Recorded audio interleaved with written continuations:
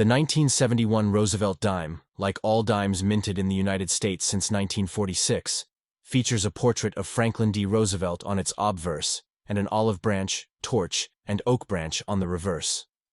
The dime has long been a staple of American currency, and while it may not often be the subject of significant attention, the 1971 dime holds interesting aspects, both in terms of its historical context and physical characteristics. Franklin D. Roosevelt, the 32nd President of the United States, is honored on the dime largely due to his association with the March of Dimes, a campaign initially aimed at combating polio, which Roosevelt himself suffered from.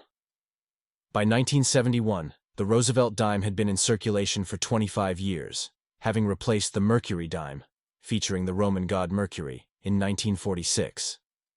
Roosevelt's administration saw pivotal changes in American politics and social policy, and his leadership during the Great Depression and World War II left an enduring legacy.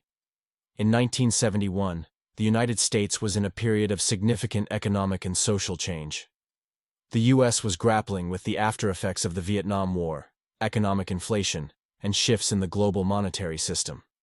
Though the dime may seem like an insignificant part of this larger context, the economic factors of the era affected coin production, materials, and minting strategies.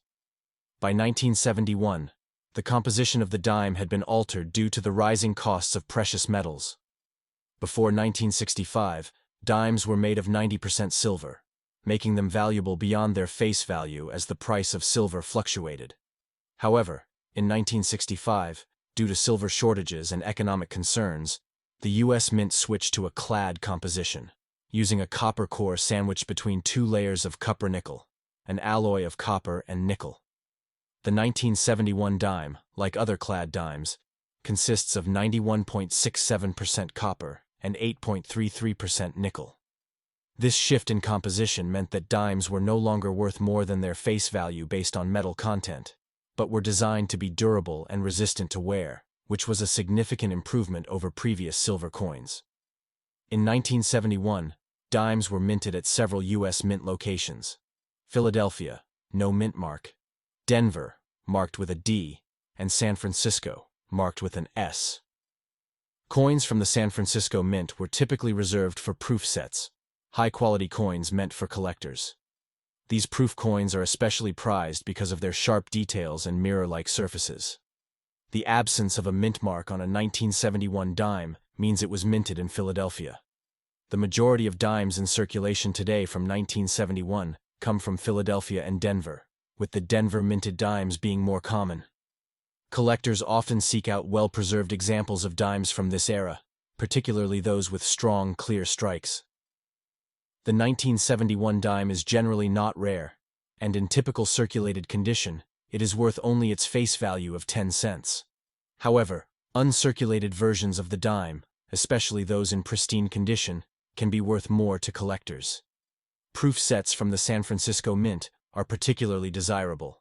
One interesting aspect of coin collecting is the hunt for minting errors, and the 1971 dime has its share of known errors. Some coins were struck off-center, double die errors, where the design is stamped twice, resulting in a blurry or doubled appearance. Or even broad-struck, where the coin was not fully struck within the die collar, resulting in a wider and thinner appearance. These errors can significantly increase the value of the dime, sometimes to several $100s, depending on the rarity and condition of the error. The Roosevelt dime also holds a symbolic place in American culture. Roosevelt's portrayal on the coin reflects his status as one of the most influential presidents in U.S. history.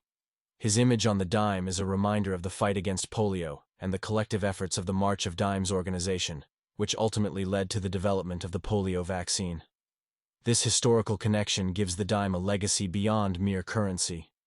Despite its small denomination, the dime remains a crucial part of everyday transactions. The design of the 1971 dime has largely remained unchanged since its introduction in 1946, a testament to the enduring legacy of Franklin D. Roosevelt and the iconic imagery of the torch and branches, symbolizing freedom, peace, and strength.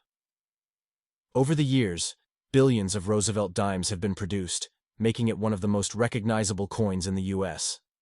It continues to circulate widely, and though many people may not stop to think about the coin in their pocket, Each dime carries with it a small piece of American history.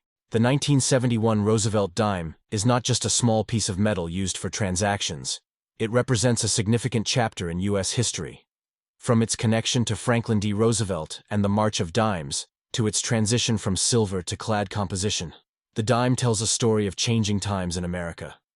For collectors, dimes from this era, especially those with errors or in proof sets, hold special interest, and the hunt for rare versions of this otherwise common coin continues. Whether viewed as a collector's item or just a simple part of everyday commerce, the 1971 dime is a fascinating example of how even the smallest coin can have rich historical and cultural importance. According to our reliable source, a Roosevelt dime from 1971 in circulated condition is worth around 40 cents. However, on the open market, 1971 D dimes in pristine, uncirculated condition sell for as much as $70.